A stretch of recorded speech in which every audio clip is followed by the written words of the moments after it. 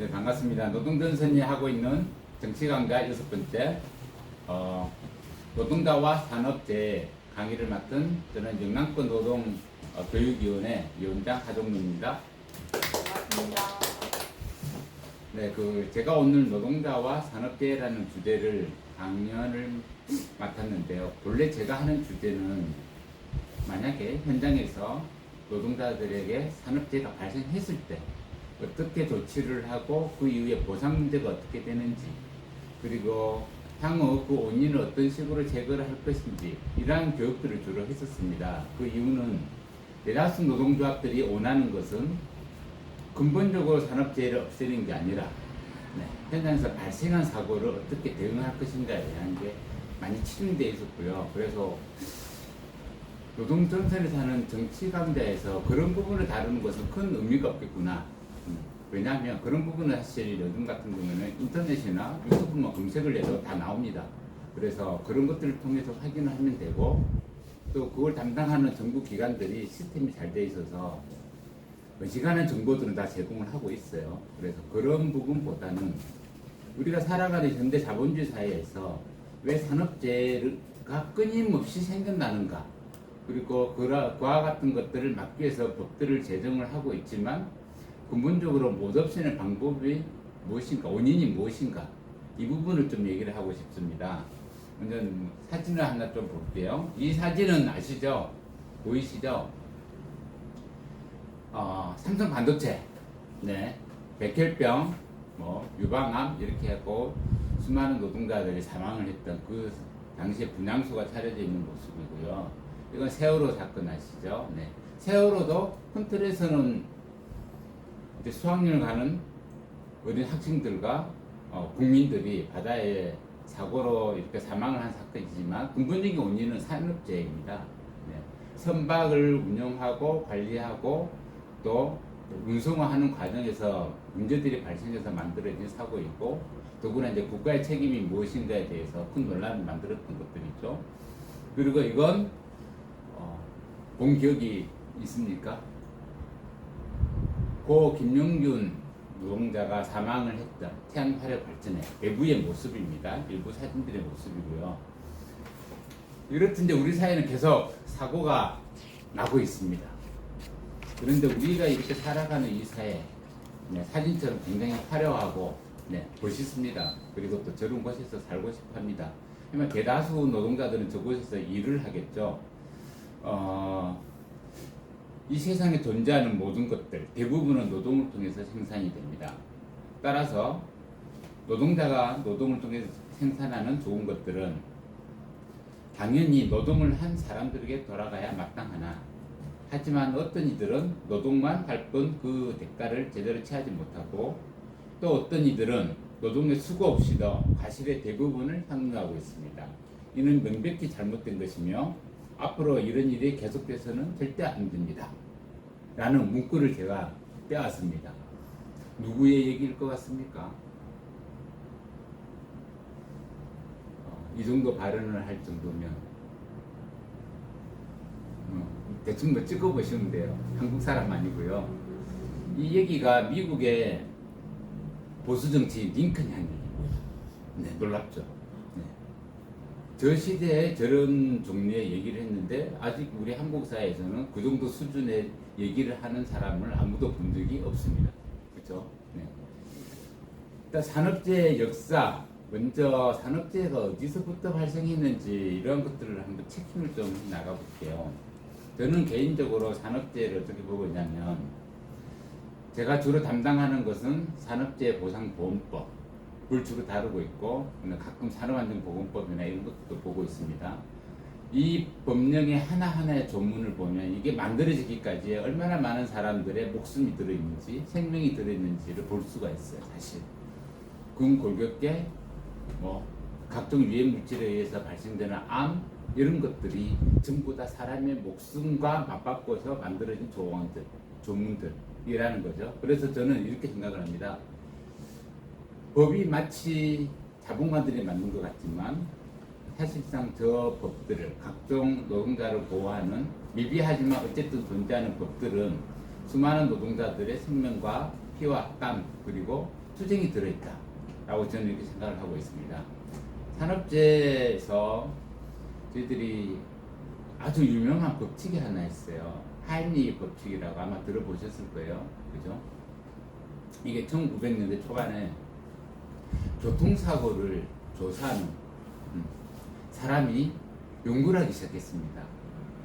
발생하는 모든 사건들을 사망과 중대한 재해와 경미한 사고를 나누어서 통계치를 내본 결과 이런 법칙이 생겼습니다. 뭐냐면 한 명이 사망할 때 29명의 중상자들이 발생하고 그리고 300명의 가벼운 경상자들이 발생한다. 이 법칙이 거의 산재에도 거의 일치해요. 산업재해도. 그래서 우리나라의 한 해에 산업재해로 사망하는 노동자가 몇 명 정도 될까요? 네. 맞추면 제가 선물 하나 드리겠습니다. 대충 찍어 보십시오. 5,000명, 4,000명, 3,000명, 1,000명, 2,000명, 네, 약 2,000명 정도 돼요. 평균치로 2,000명 정도 되는데 그 중에 약 1,000명 가까이가 업무상 질병에 의해서 사망하는 분들이고 나머지가 또 사고로 인해서 사망을 하는 것입니다.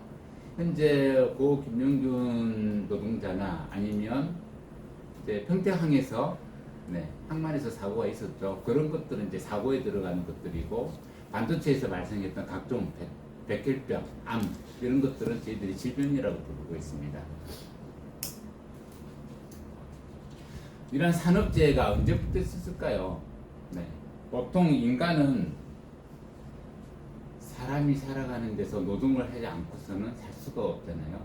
그래서 아주 오래된 과거부터 인간이 존재했을 때부터 아마 노동을 시작을 했을 거예요. 그리고 그 노동을 하면서부터 산업재해가 있었다라고 저는 생각을 하고 있습니다.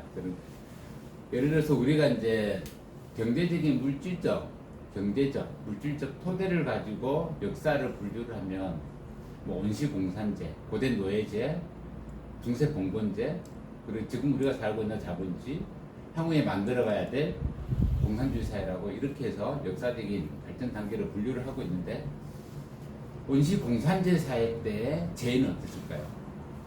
온시인들. 주로 이들은 생계를 위해서 사냥을 하거나 수렵을 하거나 열매를 따먹거나 했겠죠. 그러면 이들이 생존을 위해서 살다가 발생하는 재해는 주로 대다수 자연과 직접적으로 싸우다가 생기는 것들이었을 겁니다. 예를 들어서 뭐 소랑 싸우다가 부상을 당했다거나, 아니면 나무에서 떨어졌다거나. 그리고 이 시대에 지금처럼 일단은 사회보장제도가 존재하지 않았겠죠. 그래서 그렇게 해서 다친 그 사람에 대해서는 가족 또는 시족, 부족에서 책임을 졌을 거예요. 생계를 부상한 만큼. 이런 것들이 이제 주된 재해였다면 고대 노예제 사회로 조금만 옮겨가면 그 시절에 우리의 모습은 또 뻔하죠. 그죠? 대다수가 노예로서 한 사회의 생산력을 담당을 했고 이들 노예는 초기에는 뭐 결혼도 할 수 없었고 노예 공급은 대다수 전쟁으로 이루어졌고 그러한 형태들을 봤을 때 이때 당시의 노예들을 거의 이런 얘기했죠. 사람이 아니다 라고. 그렇죠? 당시의 노예는 사람이 아니다. 우리들이 한 번씩 만나는 고대 문명들을 보면 피라미드나 아직텍이나 아주 거대한 건물들을 많이 지었는데요. 그러한 것들은 현대 기술로 봐도 놀라울 정도로 그렇게 뛰어납니다. 그 시대에 그것들을 만들었던 기술과 노동력은 결국은 노예들의 노동력이었고 그들의 힘으로 해서 완성이 되었겠죠. 그러면 그 과정에서 사망을 하거나 죽은 노예들에 대한 책임은 누가 지었을까요? 그쵸. 그냥 버렸을 거예요. 왜냐하면 가축과 동일하게 여겨졌기 때문에. 그랬던 이 시대가 또 흘러가겠죠. 그래서 중세봉건제 겁니다. 중세봉건제 때의 재해들을 또 우리가 상상을 하면 쉽게 알 수 있습니다. 농작을 하고 유목 생활을 하다가 다치고 부상을 당하면 이 시기에 농민들은 가족을 구성을 할 수 있었고 조금만 부락을 운영을 할 수가 있었어요. 그래서 만약에 일을 하다가 다치면 누가 이들의 향후 생존을 책임졌을 것인가? 1차적으로 가정이었겠죠. 네. 그리고 두 번째로는 아주 착한 용주를 만나며 또는 지주를 만나며 그들로부터 일정 정도의 도움을 받아서 생활을 했을 가능성이 크고, 그 시기의 대다수 재해도 사실상 자연에 맞서서 발생하는 재해들이었을 가능성이 아주 큽니다. 그렇죠? 상상을 하면 그렇죠. 그런데 이런 시대가 지나서 다시 우리가 알고 있는 자본주의 시대로 진입을 합니다.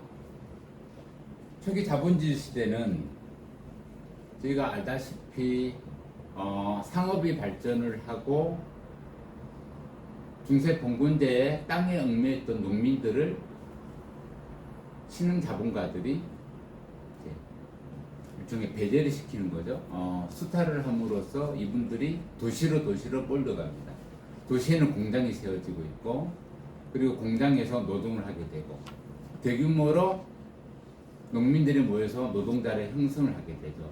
이 시기가 사실상 자본주의 초기에 시초 축적이 이루어지는 시기이고, 또한 산업재해가 처음 발생하는, 우리가 지금 말하는 자본주의 사회, 산업화된 사회에서의 재해 발생이 첫 번째로 등장한다고 볼 수가 있습니다. 이 시기 내용을 아주 적나라하게 잘 기록을 하고, 그리고 또 출판을 하고 알려낸 책들이 있어요. 그죠? 아시죠? 엥겔스가 쓴 영국 노동계급의 그 책이 있죠. 그 책이나 또는 마르크스가 쓴 대저작인 자본론에 보면 자본론의 곳곳마다 그 시대의 노동자들의 삶이 들어있어요. 그리고 그들의 생활이 어땠는지, 어떠한 사고가 발생했고 어떠한 것들이 있는지들이 쭉 기록이 되어 있습니다. 그 부분의 일부를 제가 한번 쭉 볼게요. 막스가 자본론을 쓰면서 가장 많이 인용했던 통계와 각종 의회 자료, 기록들은 영국의 공장 감독관들의 보고서가 굉장히 많습니다. 여기에 나온 것들을 일부를 읽어보겠습니다. 자본론에 나오는 그 시대 영국 공장 의사들이 보고서에 작성한 내용으로는 노동자 계급은 체격이 주로 작고 허약하며 폐병, 폐렴, 폐결핵, 기관지염, 천식,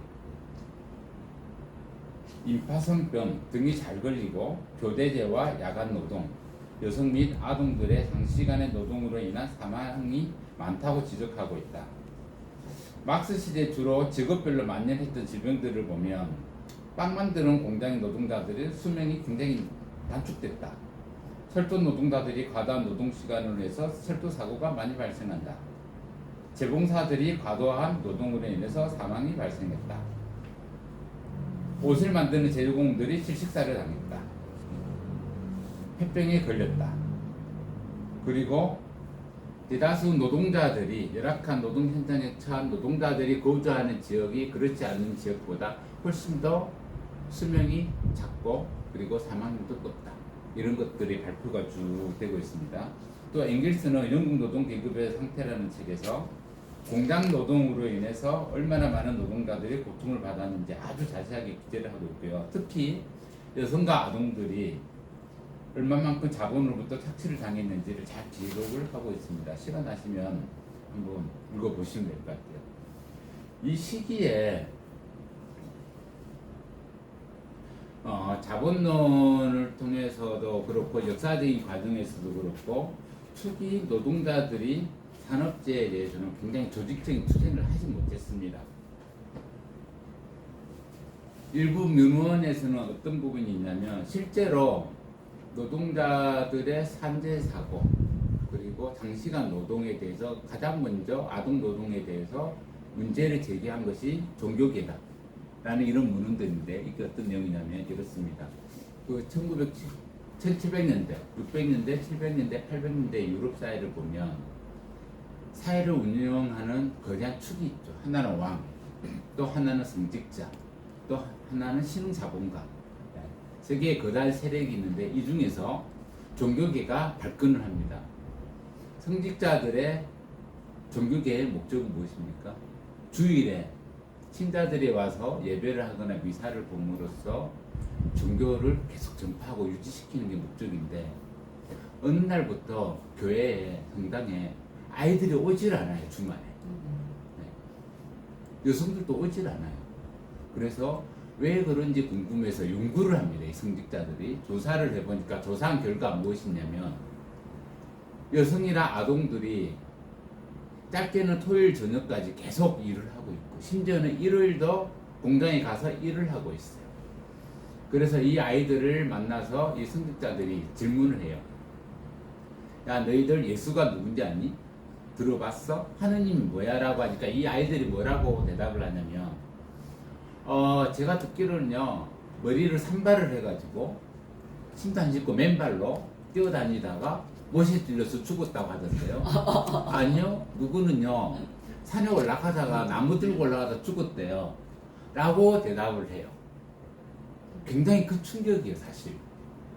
예, 종교사회에서는 세상에 이런 불경한 일이 있을 수가 없는 거예요.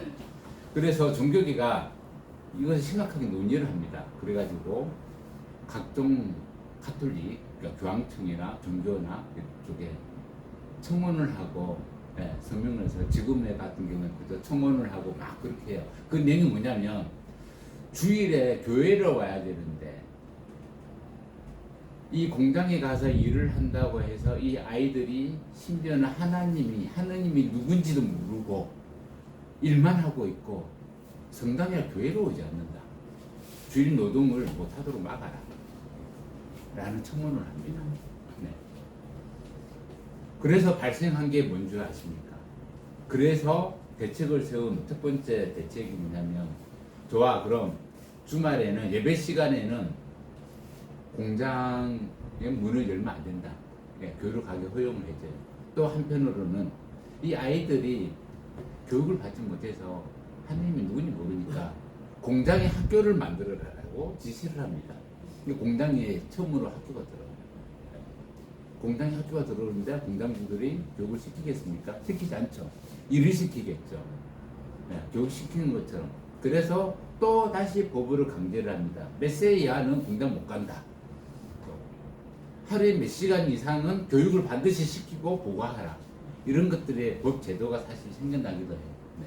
이렇게 해서 되었다라는 그런 문헌도 있습니다.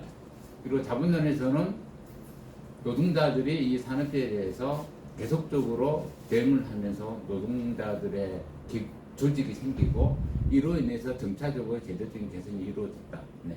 이렇게 이제 얘기를 하고 있어요. 이 시기가 초기 자본주의 시대 산업재해에 대한 것들이에요. 그리고 자본론이나 각종 문헌에서 나온 것들을 제가 간단히 설명을 드렸습니다. 그러면 잠시 또 넘어오겠습니다. 그러면 우리나라는 어떻느냐? 일본 제국주의 시대를 거쳐서 1945년에 해방이 되고 그때 당시에 남한이나 북한이나 가지고 있는 산업은 크게 얘기해서 농업, 그리고 일본 제국주의가 한국의 자원을 약탈하기 위해서 만들었던 대다수 공업인 광업, 탄광, 네, 굉장히 많았죠. 산업이 그 두 가지로 거의 다 큰 틀에서는 편성되어 있었어요. 네.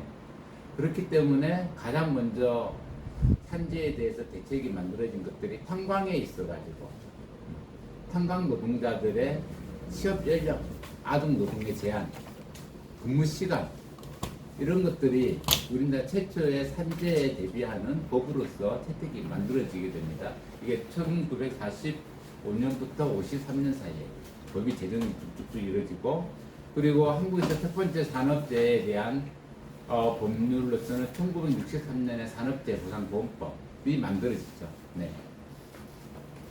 그게 남한의 모습입니다.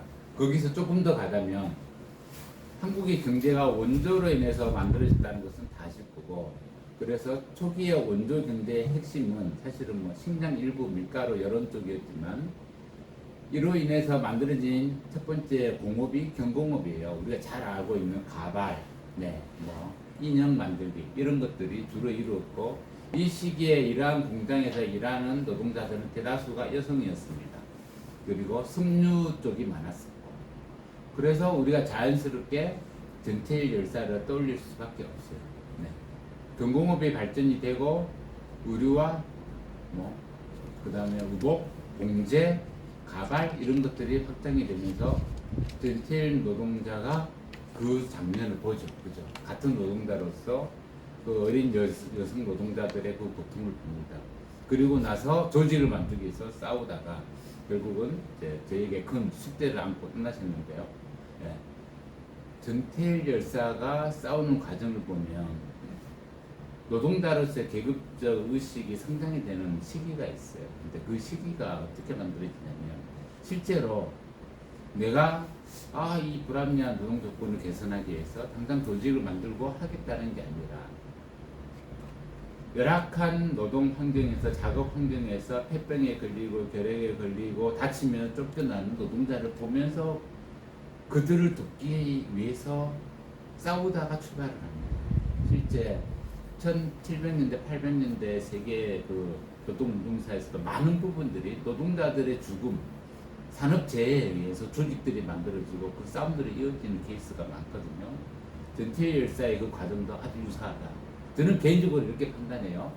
과학적으로 증명된 건 아니지만 실제 노동조합이라는 노동자 조직의 발생의 첫 번째 핵심이 산업재해가 있었을까?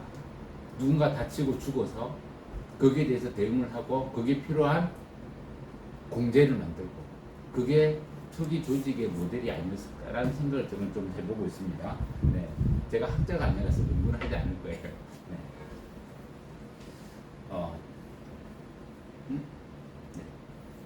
잠깐만요. 두 번 넘어갔습니다. 네. 그래서 지금부터는 현재 우리가 살고 있는 한국 사회의 노동자들의 노동의 과정을 업종들을 제가 좀 볼 거예요. 그리고 이 자료들은 이제 제가 현장에 가서 보고 찍고 이렇게 한 것들도 있어요.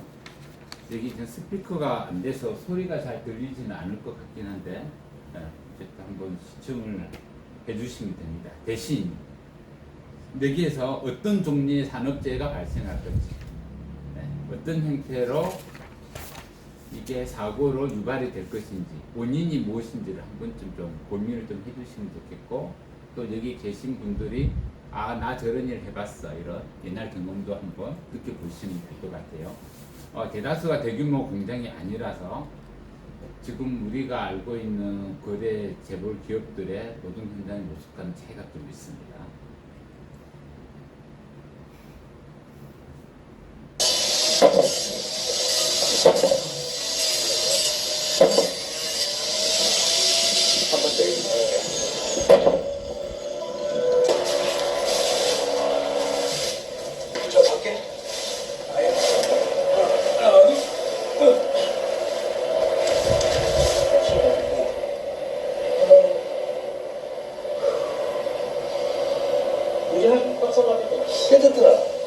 지금 우리는 건설 현장에서 이루어지는 노동들을 보고 있어요.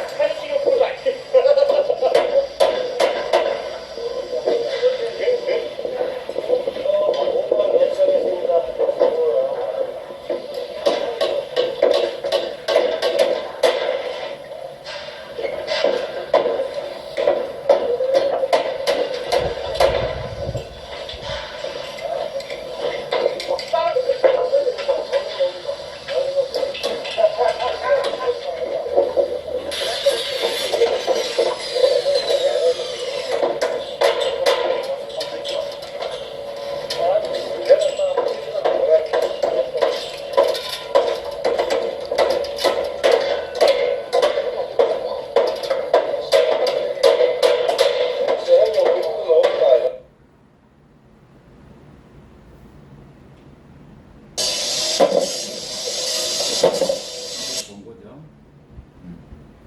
네, 건설 쪽의 노동자들의 모습인데 처음에 이제 목재를 떼고 분류시키고 이런 작업이고 두 번째는 이제 아파트 현장에서 이제 우리가 거푸집을 설치하는 그런 목수들의 이제 작업 내용이고요.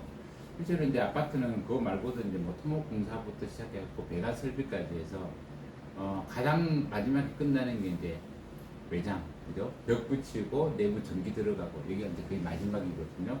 이런 과정인데 오늘은 주로 거푸집을 봤습니다. 어떠세요? 들은 거 많이 보셨잖아요. 다니시면서, 그죠? 네. 그래서 이제 이번에는 조선 항만 쪽으로 한번 가보겠습니다.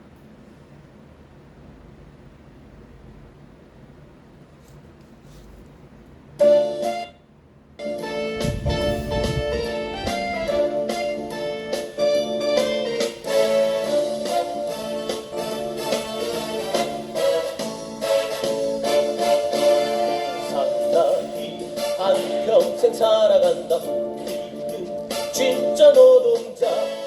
이와 깡다구로 뭉쳐진 너는 진짜 노동자.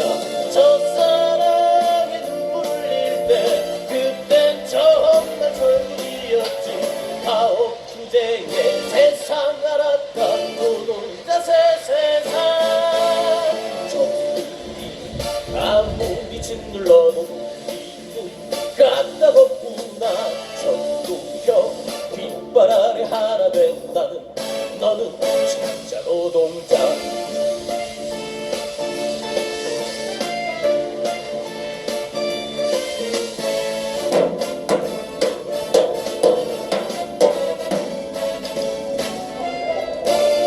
첫사랑에 눈물을 흘릴 때 그땐 정말 설득이었지.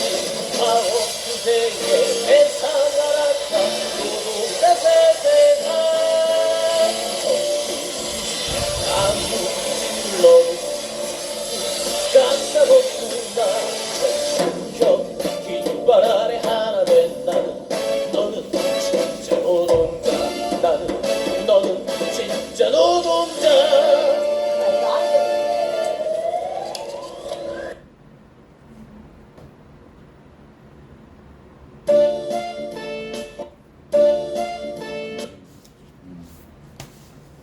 제가 조서 3만 원 좀 받고요. 이제 실제로 조서 안에 내부의 사진들은 굉장히 찍기가 어렵습니다.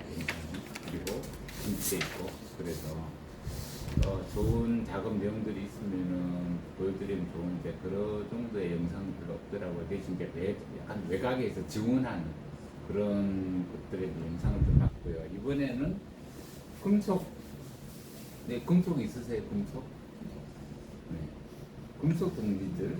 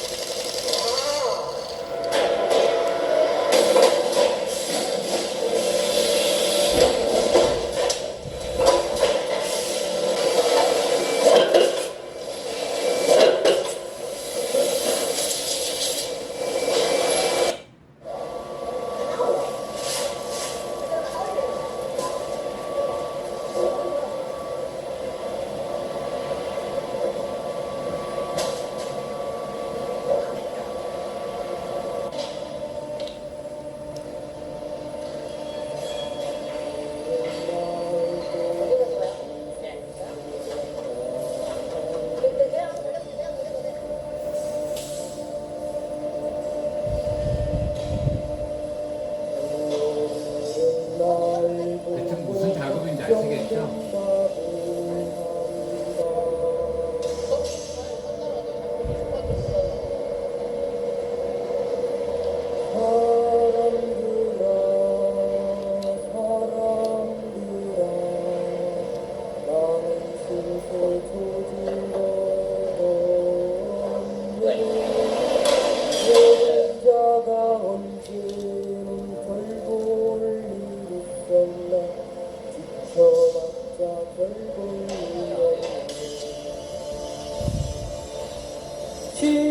친구들아 너무 걱정 말라. 이렇게 열심히 살아가지 않는다.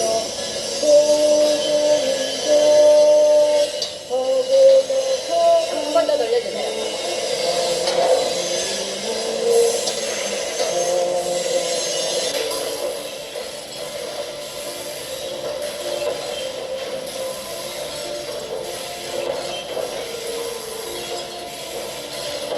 사람들은 날 보고 싶게 나간다. 친구들은 날 보고 걱정된다고 한다. 사람들아 나는 신세 조진 것 없네. 노동자가 언젠가 돌돌이 있었나 쫓겨봤자 돌돌이 없네 친구들아 너무 걱정 말라 이렇게 열심히 살아가지 않자 도동동 하고 나서부터 참 삶이 무엇인지 알았네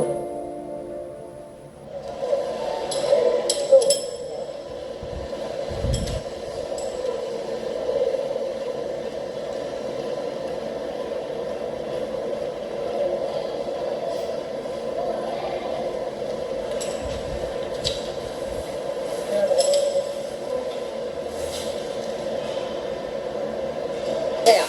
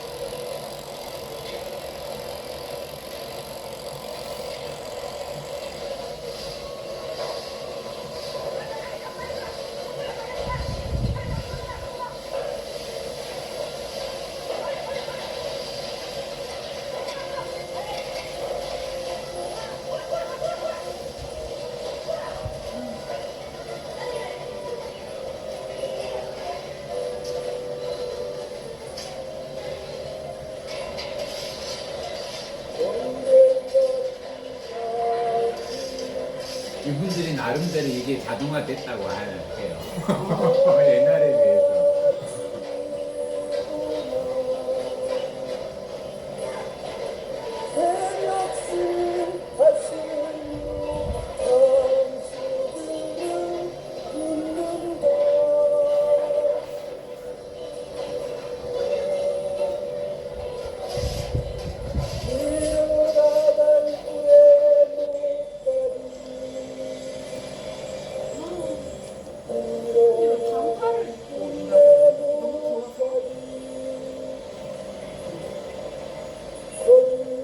찍을 때가 여름이기도 했지만요. 네. 길은 주선이 재력전이 전략다에 달리는 힘은 전쟁 같은 노동이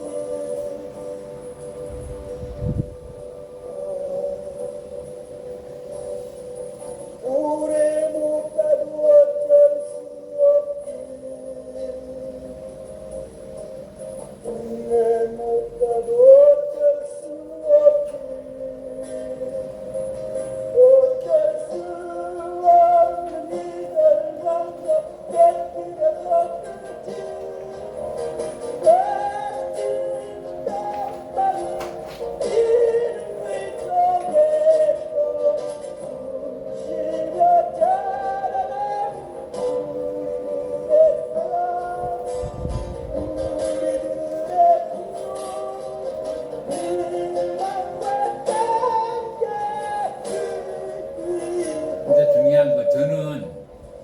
장벽이 없어서 그냥 들어가서 찍었어요.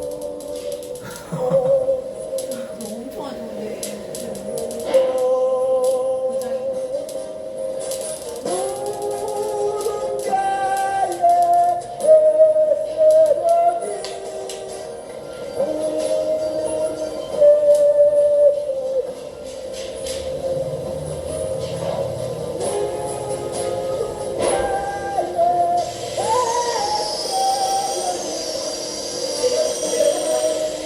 네, 그랬다.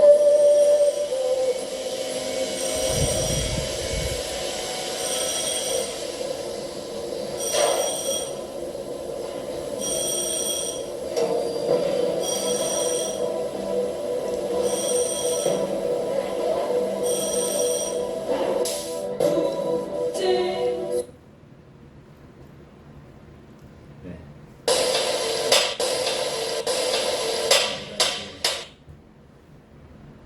또 보네. 일단 금속까지 봤고요. 여러 개를 동시에 쭉 봐서 잘 기억이 안 나실 건데 저 작업 내용들 중에서 혹시 궁금하신 게 있으셨습니까? 이해가 잘 안 되는 공정이 있다. 생소하신 거 많죠? 샘물 막 그냥 붓는 거. 네. 저게 이제 저 붙는 것은 금속이라서 어쨌든 녹는 점이 좀 높아가지고 우리 저 과학 시간에 배웠잖아요. 좀 뜨거운데 그래서 그나마 길다란 걸 가지고 이렇게 나름대로 본인들은 자동화가 되었다고 해요. 왜냐면은 그 크레인을 통해서 센 물을 담아가지고 옮기기도 하고 기계로 옮기기도 하고 결국 부을 때는 사람 손은 붙지만 알루미늄을 녹이는 곳은 있어요. 그쪽은 어떻게 하냐면 사람이 바가지로 녹인 알루미늄을 퍼서 옮깁니다. 실제로 바가지로 직접. 네. 물론 알루미늄은 녹는 점이 좀 낮죠, 그죠? 네. 그래서 한 4, 500도 뭐 이 정도 선에 있는 것도 그냥 그렇게 옮겨요. 네. 그런 작업들을 하고 있고 마치 이제 영상들을 보면 이게 한 80년대, 90년대 건가? 라는 생각을 가지실 건데 기껏 해봐야 5, 6년 안 된 거예요. 하고 대다수 공단들은 저런 식의 작업이 굉장히 많습니다. 사실 우리가 아는 TV나 어떤 그런 장면들에서 나오는 아주 자동화된 그런 공단들은 별로 없어요. 일부 제가 보기엔 5대 재벌 대기업 외에는 없을 거예요. 고정 시스템을 가진 데는. 대다수는 저런 식으로 작업이 이루어지고 있고 그리고 우리나라 전체 노동자 중에서 한 70% 가까이가 저런 형태 작업을 한다. 제조에 종사하면 저런 모습일 가능성이 크다. 이런 것들이고요. 네. 대다수가 또 30인 미만이다. 일단 나머지 거 하나만 더 보겠습니다.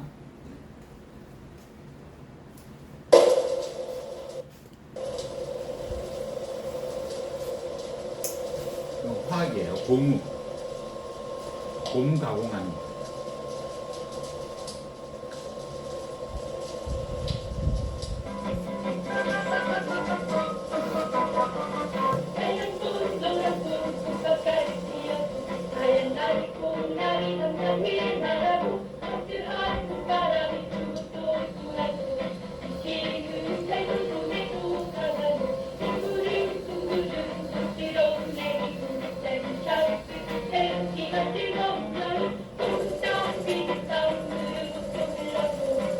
우리가 익숙한 거죠. 신발 공장.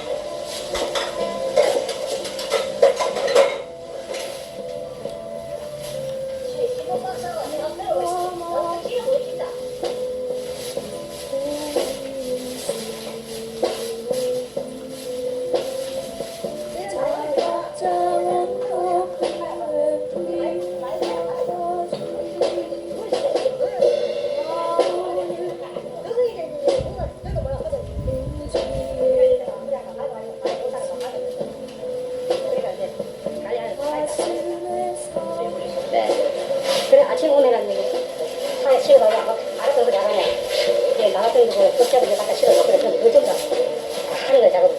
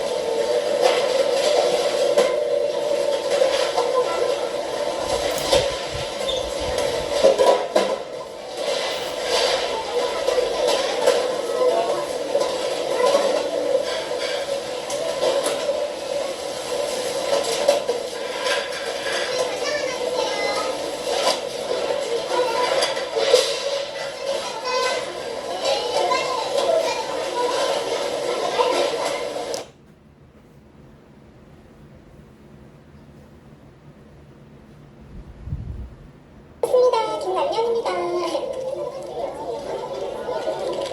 그렇습니까? 우리 문의하시는 부분이 집에서 사용하시는 인터넷 관련해서 문의하시는 거고요. 네, 이 부분 관련해서 도움받으실 수 있는 LG 컴코모로 연결해드리겠습니다. 고객님 좋은 상담 받으십시오.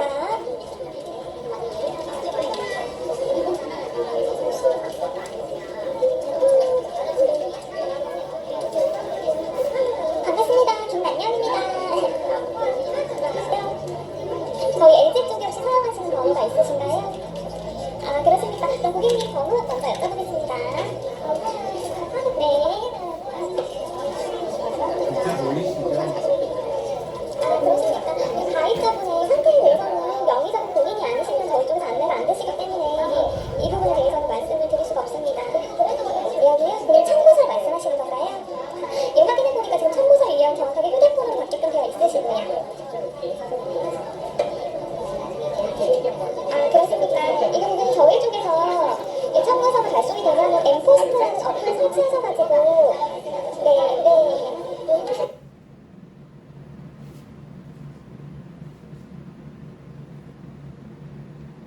왜요?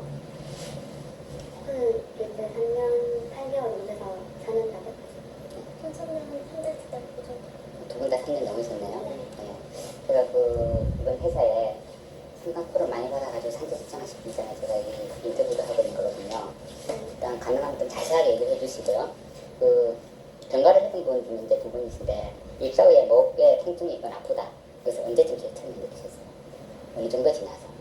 저는 1년 안 돼서 바로 느꼈는데. 저도 그러니까 아픈 거는 이제 그냥 잠깐 아프다 말다 하다가 계속적으로 아팠던 거는 약간 2년 정도 지나서는 계속 아팠어요. 네, 잠깐 순간 굉장히 아팠고 지속적으로 아프고 2년쯤 지나니까 아프셨고 그러면은 목 부위에 아파가지고 어떤 치료 받으셨어요? 저는 맨 처음에 통원 치료로 한 2, 3일 정도 났다가 나중에는 너무너무 아파서 삼키는 거 자체가 안 됐으니까 목소리 발성도 안 되고 그리고 그게 목이 아프니까 열도 많이 나고 많이 힘들대요. 병원 통원하다가 입원하고 수술도 절제술도 하고 아, 병명이? 그래가지고 편도 너무 붓고 이래가지고요. 편도 절제술 했어요. 네, 수술은 언제쯤 하셨어요? 저는 저번 달에 했었거든요. 8월 9일 날짜에. 병원에서 정확한 병명이 뭐라고 하시던 거예요? 편도 절제술이고요. 네. 그다음에 또좀 특별했는데 하루는 비주격 코 수술하고 안에 그 비염 있는 거 수술하는 거죠. 있거든요. 그거 하루는 뭐좀 되게 했는데 목 아파? 가만히 있어도 목을 막 따끈따끈 거려요. 그러다 이제 가래가 생기고 말을 못하고 저도 약간 찢어질 것 같은 그런 느낌. 그 말할 때마다 약간 좀 그래가지고 아까 친다고 느끼는 좀 고통스러웠어요. 여기 일하는 직원들 보통 근무 연수가 어느 정도 되시나요? 평균 짜리다. 거의 완전 신입이거나 완전 기존이거나 반반 갈리는데 입사 퇴근하는 사람들이 너무 많으니까 거의 6개월 미만자들이 되게 많고요. 그 나머지는 거의 1년 반 이상자가 대부분이죠.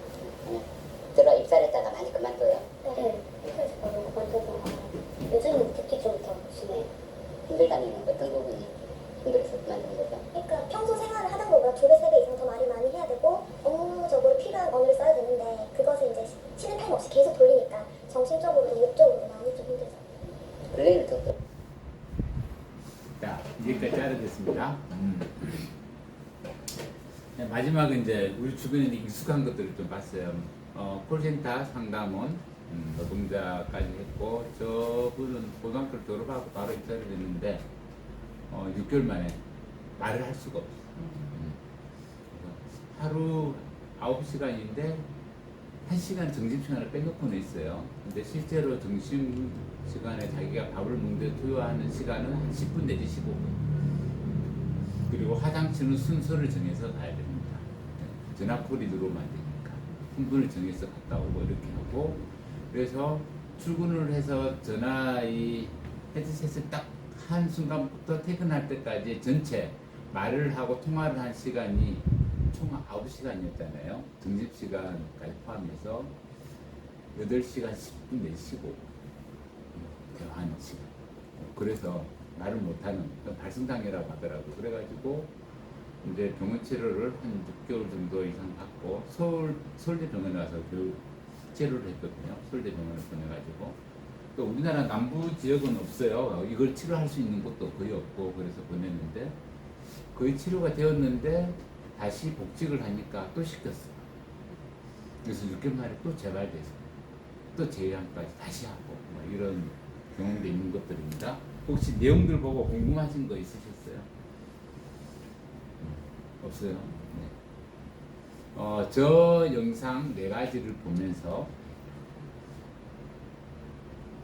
산재가 어디서 왜 발생하는지 원인을 혹시 찾아내셨어요?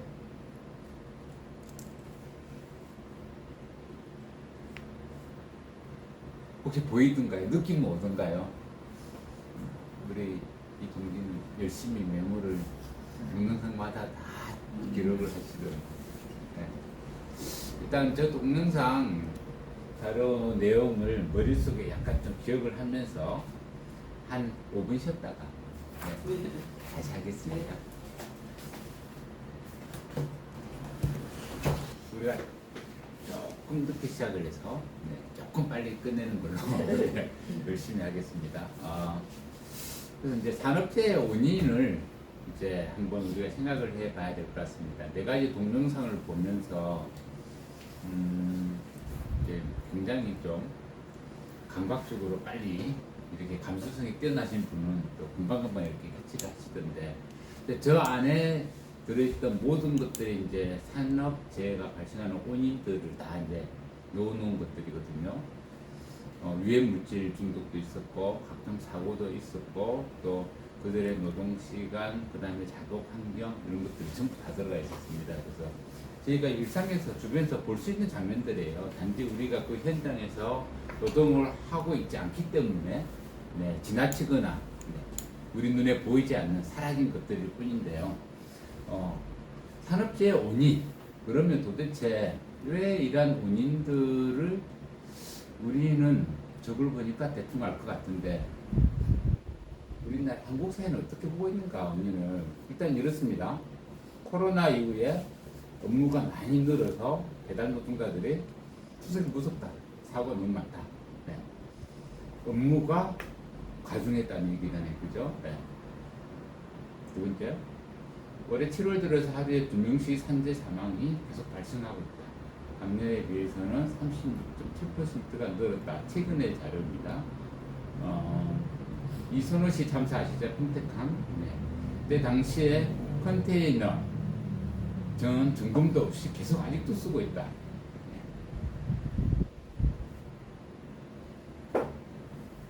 그래서 오죽하면 중대재해처벌법까지 나왔겠느냐, 이런 얘기도 들립니다.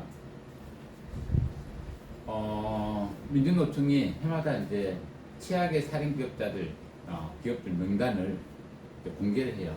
살인자들 명단을 공개를 하고 있는데, 2017년에는 현대중공업, 2015년에도 최악의 살인 기업이었어요. 일관왕을 한번 했었는데 17년대 또 이관왕을 합니다. 2016년도에만 해도 여러 명이 사망을 했고, 삼성중공업 2018년, 삼성이면 다르냐, 똑같습니다. 누구나 노동절에 하청 노동자 6명, 그 사건 아시죠?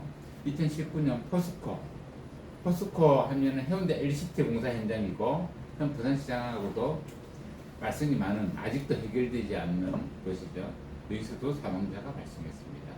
2020년에는 대우건설 한 해 동안 7명의 노동자가 여러 가지 원인에 의해서 사망을 했습니다.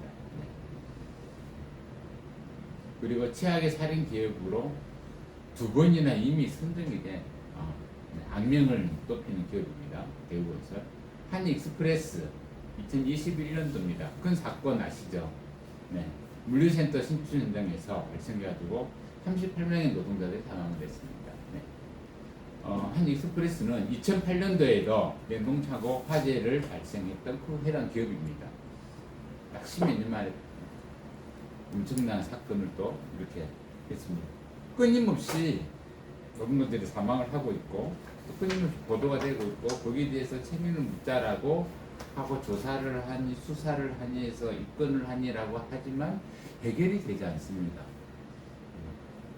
그 원인들을 좀 우리가 고민을 좀 해볼 필요가 있을 것 같거든요.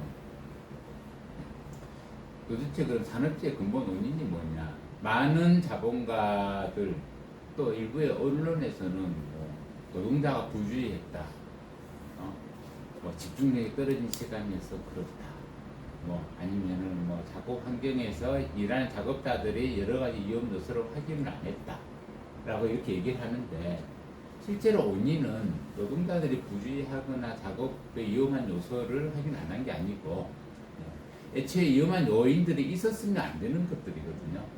산업재해에서 가장 큰 핵심은 저는 어떻게 보고 있냐면 설사 노동자가 나 일부러 다칠래라고 해서 책상 위에서 미끄러지거나 넘어지더라도 안 다치게 만들어 놔요. 네. 예를 들어서 나 다치려고 벽에 몸을 던졌는데 벽에 쿠션을 깔아놔서 안 다치도록 만들어야 된다는 거예요. 그 정도 이상이 되어야만 산업 현장이 안전해진다. 그런데 그렇게 하지 않고 있고 또 사업주들이나 기업들이 그렇게 하고 싶어 하지 않습니다. 그 이유를 우리가 알아내는 게 오늘의 목적인 것 같아요.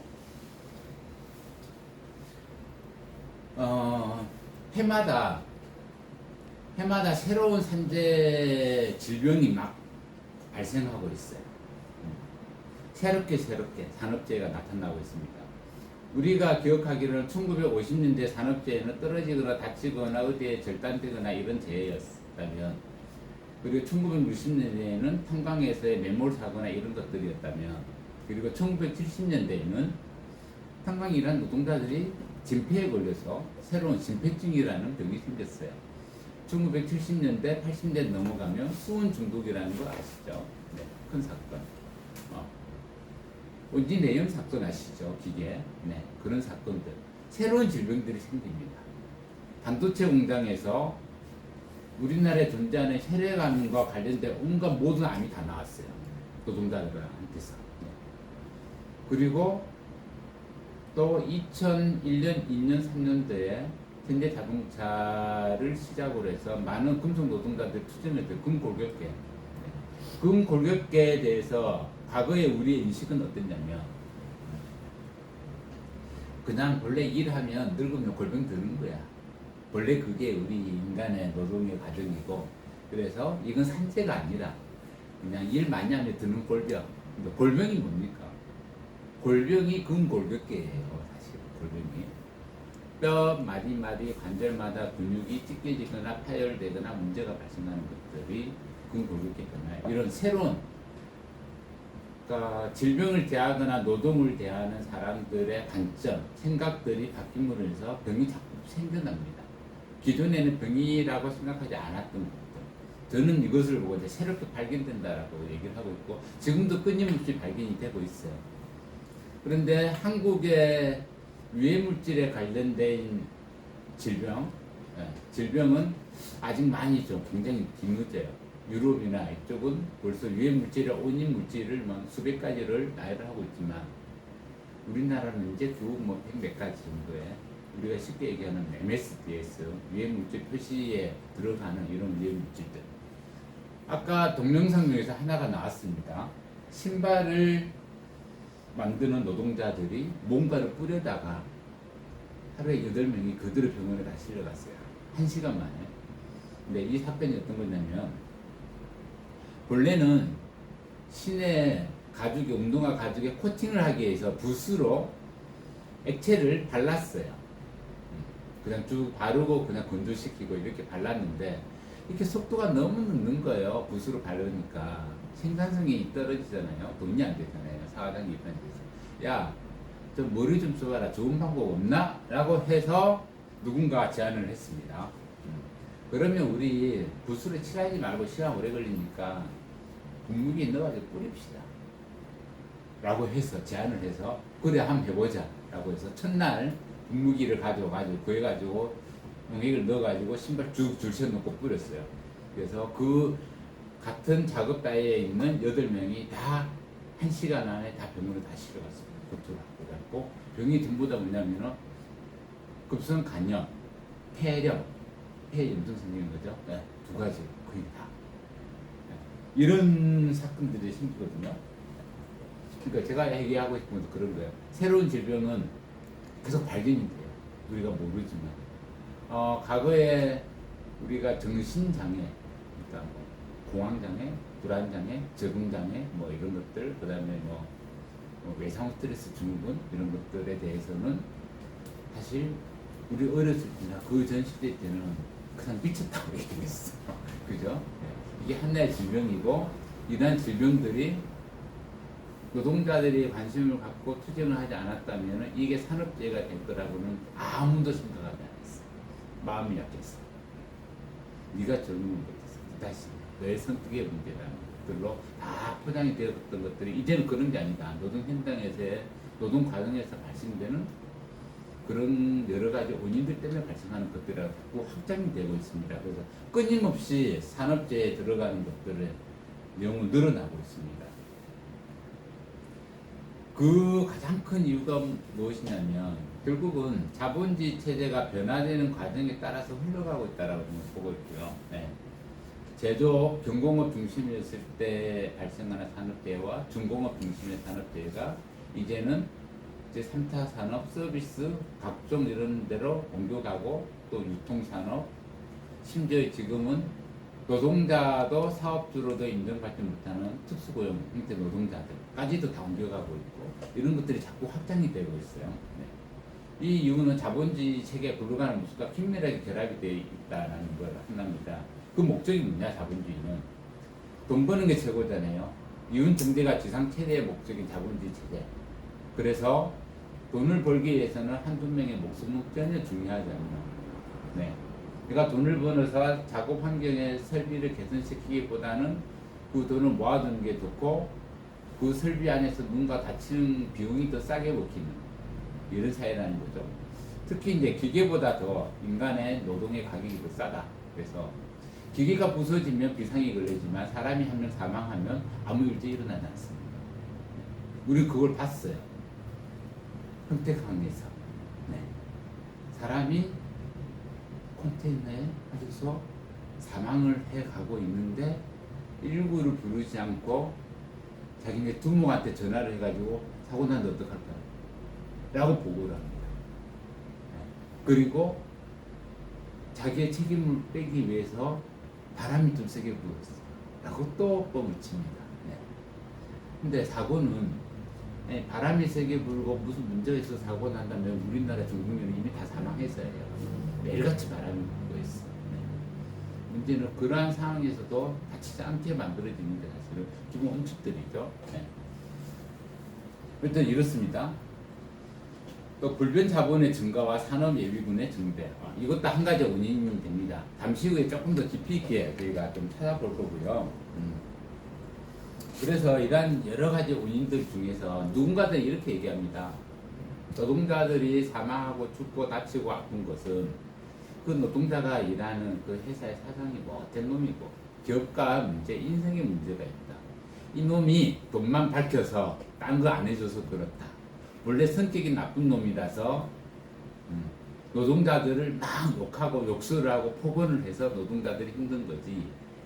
그 사장의 문제이지 우리가 살아가는 이런 모든 기업 문화, 뭐 자본주의 체제, 이 사회의 문제가 아니다라고 얘기를 합니다. 근데 우리 그거 잘 알고 있어. 그런 문제가 아니다. 그게 아니라 착한 자본가가 발생하고 동정심이 많은 자본가가 많아지고 인성이 좋고 인격적으로 훌륭한 자본가가 많아진다고 해서 산업재해가 사라지진 않는다. 이것을 우리는 너무 잘 알고 있어요. 네. 그리고 또 개인적으로는 그런 사람들도 사고 나기를 원하지 않습니다. 사실은 인간의 고통을 그런 것을 좋아하는 인간은 없으니까요. 하지만 결국 발생할 수밖에 없고 막을 수 없고 아무리 착한 자본가도 산업재해를 막기 위해서 썩 그리 노력하지 않아요. 그 이유를 우리가 찾아보자는 거죠. 자본주의가 굴러가는 작동 원리를 우리는 잘 알고 있습니다. 그리고 이 작동 원리에 대해서 가장 잘 연구를 하고 공부를 해서 우리도 많이 배우신 분이 계시죠, 그죠? 아시죠? 네, 아시죠? 막스의 자본론을 보면 모든 게 다 나와 있습니다. 특히나 산업재, 그게 자본주의가 어떻게 굴러가는지, 왜 이게 노동자들의 삶과 피땀을 갈라먹을 수밖에 없는지에 대한 설명이 아주 잘 되어 있는데요. 일단 첫 번째는 이겁니다. 자본주의 사회에서 추구하는 첫 번째 목표는 잉여 가치입니다. 돈을 많이 버는 겁니다. 쉽게 해서. 그러기 위해서는 첫 번째로 자본가가 선택하는 것은 첫 번째 조건이 뭐가 있을까요? 내가 돈을 많이 벌고 싶다. 첫 번째. 네. 일을 많이 시키면 됩니다. 24시간 일을 시키면 우리는 알고 있어요. 일을 많이 시킬수록 내가 벌어들이는 게 왜냐? 내가 고용한 자본가가 고용한 노동자에게는 하루치 원래 정해진 일당만 주는 거고 이 사람한테 일의 근무 시간을 늘릴수록 그 이후의 소득은 내 거라는 걸 너무 잘 알고 있어요. 자본가들은. 이걸 우리는 절대적 잉여 가치라고 부릅니다. 일정한 노동 시간 내에서 시간을 늘림으로써 우리가 받아낼 수 있는 이끌어낼 수 있는 잉여 가치.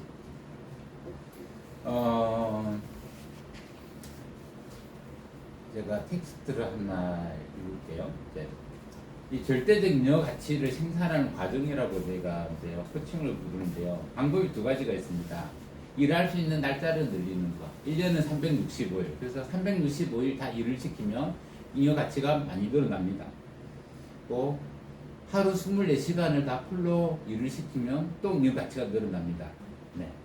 즉 자본이 근무 시간과 근무 일수를 늘릴수록 잉여 가치가 증대하는 것들. 이를 통해서 발생하는 산업재해는 뭐가 있습니까? 과로, 그죠? 네. 정신적인 그런 고통들, 그 다음에 집중력 저하로 인해서 발생할 수 있는 여러 가지 사고들. 이런 것들이 산재랑 직결적으로 연결이 되는 거죠. 자본은 노동자들의, 특히 여기서는 노동력의 수명을 별로 문제 삼지 않습니다. 자본이 관심을 가지는 것은 오로지 하루 일할 수 있는 시간 안에 하루 동안 운동시킬 수 있는 노동력의 최대 한도가 언제 얼마까지냐, 내가 몇 시간을 시킬 수 있냐 라는 것일 뿐이고, 자본은 노동력의 수명을 단축시킴으로써 이 목적을 달성하는데, 이것은 농업 경영자들이 토지를 마음대로 약탈해 가지고 토지가 황폐화되는 것과 비슷한 거다. 네, 같습니다. 본질적으로 잉여가치의 생산이라는 것은 노동력을 착취하고 없애감으로써, 소모시켜 감으로써, 그리고 결국에는 그 노동자를 사망하게 함으로써 얻는 이 잉여가치다. 이런 방법으로 인해서 노동자들의 산업재해가 그대로 계속 발생할 수밖에 없다. 자본주의에서는. 그리고 또 한 가지는 상대적 잉여가치입니다. 이것은 쉽게 우리가 알 수 있을 것 같아요. 노동일과 노동시간을 자꾸 늘립니다. 자꾸 늘리면 어떻게 되죠? 인간이 할 수 있는 노동의 시간은 24시간 하루에. 1년에 할 수 있는 노동일은 365일인데 이렇게 하다 보니까 많은 노동자들이 죽거나 사망하거나 다칩니다. 그래서 노동자들이 저항을 하게 되고 또 이로 인해서 사회적 손실도 발생이 분명히 됩니다. 아까처럼 종교인들이 반발을 하기도 합니다. 네. 그래서 적당한 선에서 이 노동시간과 노동일을 통제해야 되겠다라고 해서 의회가 나서가지고 법이라는 이름으로 제안을 합니다. 그게 12시간 제일 때도 있고 8시간 제일 때도 있고 10시간 제일 때도 있고 현재 우리나라는 주 52시간제로 이렇게 되어 있죠. 그죠? 네. 이런 식으로 통제를 합니다. 통제를 하니까 자본가들은 어떤 마음을 가집니까? 일을 시킬 수 있는 기간이 짧아졌네? 그러면 이 8시간 동안 많이 시켜야 되겠네. 라는 마음을 가지겠죠. 그 다음에 빡시게 시켜야 되겠네. 또 한 가지는 그러기 위해서 할 수 있는 수단을 동원해 보자. 뭐가 있을까? 그래서 우리가 가장 쉽게 하는 돈 내기. 아까 건설 현장을 봤는데 건설 현장이 돈 내기가 최고로 활성화되어 있는 곳이에요. 왜냐하면 건설 현장에 최고로 이윤을 뽑아내는 방법은 공사 기간을 줄이는 겁니다. 1년 동안 할 공사를 6개월 만에 완성을 하면 그 건설업체는 자기의 잉여 가치가 2배로 늘어나는 겁니다. 네. 그러기 위해서 쓰는 가장 좋은 방법. 노동자들이 쓰는데 노동력은 밝고 한계를 가지고 있잖아요. 그러면 어느 정도 일을 하다 보면 지치고 소모가 돼요. 그래서 원래 계획했던 12개월짜리를 아무리 독려를 해도 10개월이나 9개월로 단축하기가 어렵습니다. 노동력이 소모가 돼서. 그럴 때 취하는 방법이 있어요. 이런 거요. 건설 현장의 각 분야를 떼주는 거죠. 토목, 거푸집, 철근, 배관들을 떼주고 이 공기를 본래 계획인 석 달인 것들을 한 달 보름으로 다 줄여서 던져주고 이 내에 완성하면 돈을 얼마씩 줄게라고 하면 이게 돈 내기의 시초입니다. 이게 하청이에요. 다단계 하청 구조, 하도급 구조예요. 그죠? 그 하도급 구조가 일반 노동자들한테 오면 어떤 일을 시키냐면 일반 노동자들은 건설 현장에 특히 노동자들은 일을 오래 할수록 일하러 많이 나갈수록 유리해요. 왜냐하면 이 현장에 일이 끊기면 다른 현장에 일이 언제 올지 몰라요. 그래서 일정하게 정해진 기간 내에만 이 일을 마치려고 하는데 그렇게 하면 자본가 입장에서는 자기한테 남는 게 별로 없어요.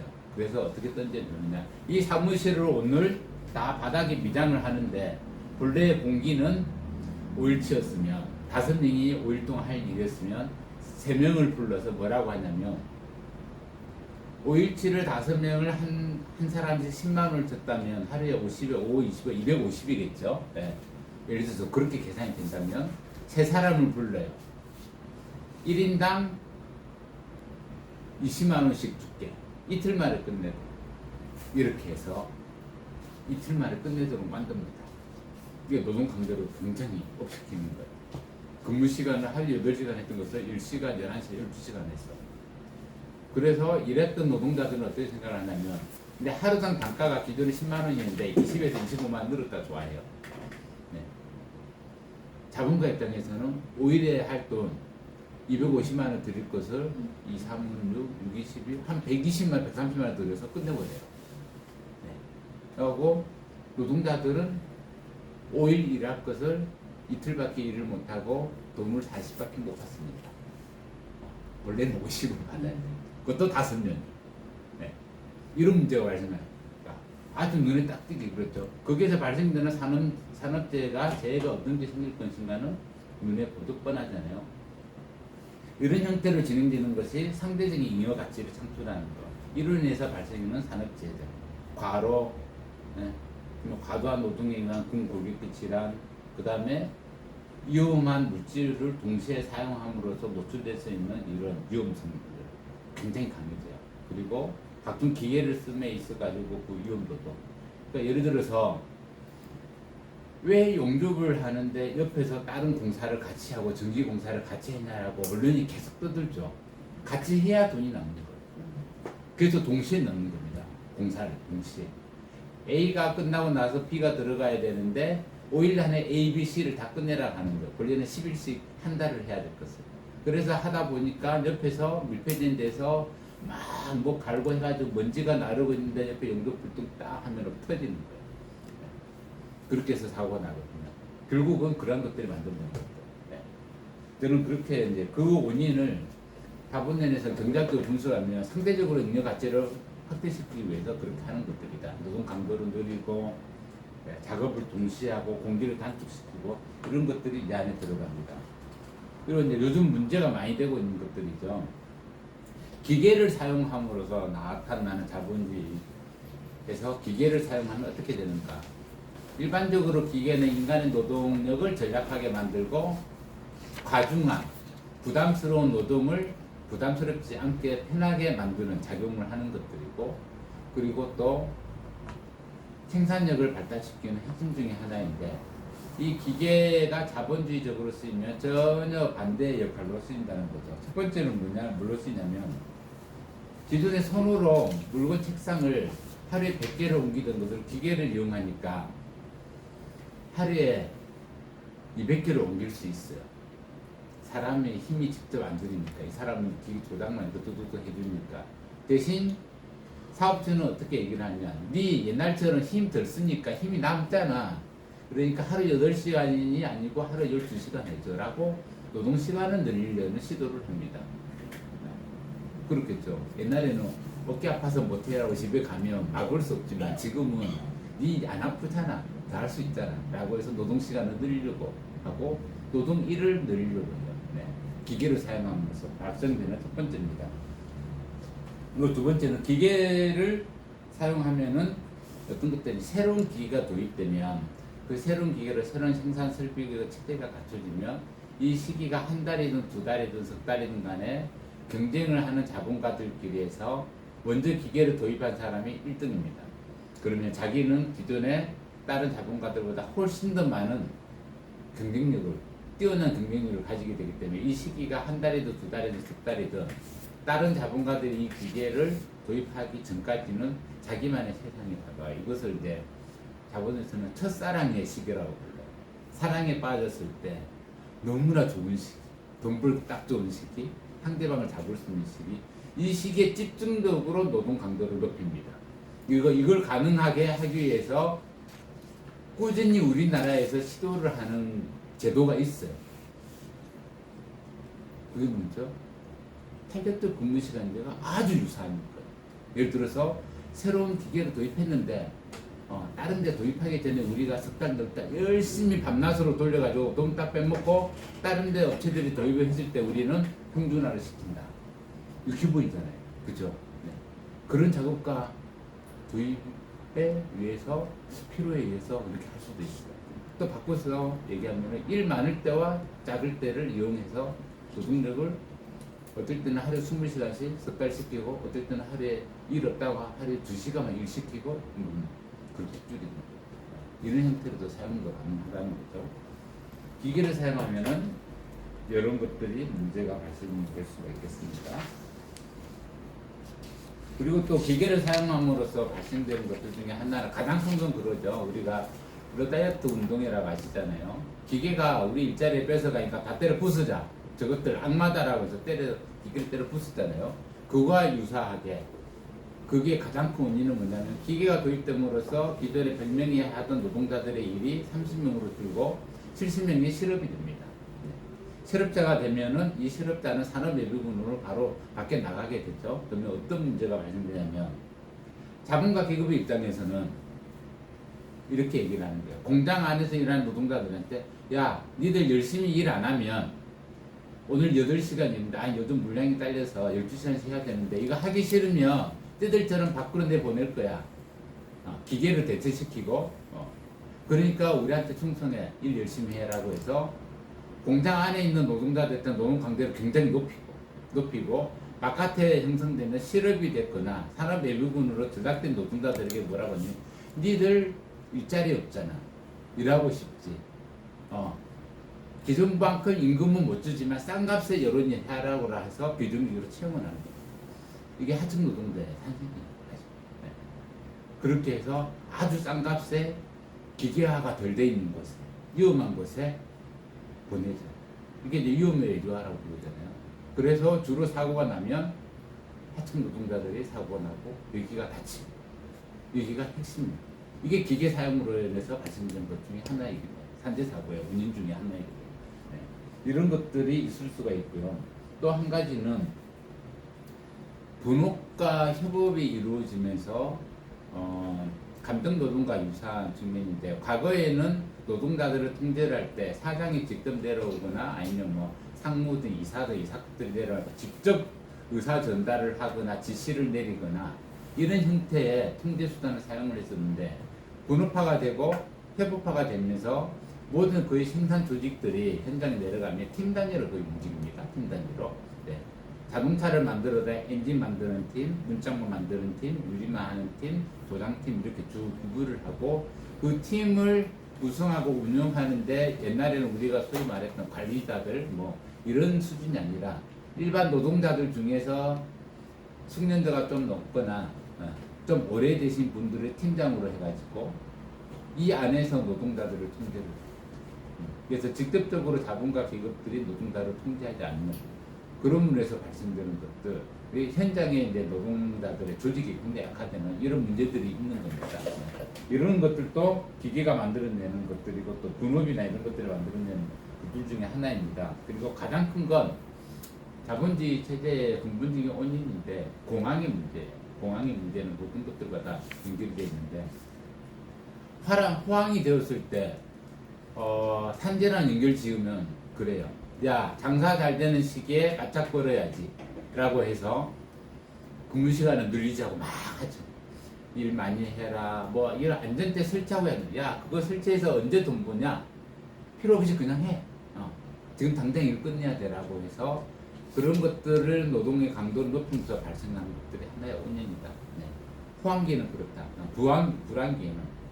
불황기에는 많은 노동자들이 실업자를 전락하고 살아남은 노동자들은 충성을 맹세하기 위해서 노동 강도를 높이고 떨어져 나가서 산업 외비군이 되거나 실업자들이 있는 사람들은 아주 저임금에 아주 힘들고 고단한 그런 직종밖에는 일할 수가 없어서 재임금과 평균 높아지고 그리고 그들의 임금의 가격이 원체 낮으니까 그러한 일을 하는 것에 대해서 자본가들의 후지 생산 설비를 새롭게 개선하거나 바꾸려고 하지 않아요. 왜? 노동자, 저임금 노동자 한 명 사망하는 게 내가 이 건물의 일부 생산 설비를 뜯어 고치는 것보다는 돈이 훨씬 더 작게 됩니다. 그래서 그들을 사용하는 거죠. 저임금.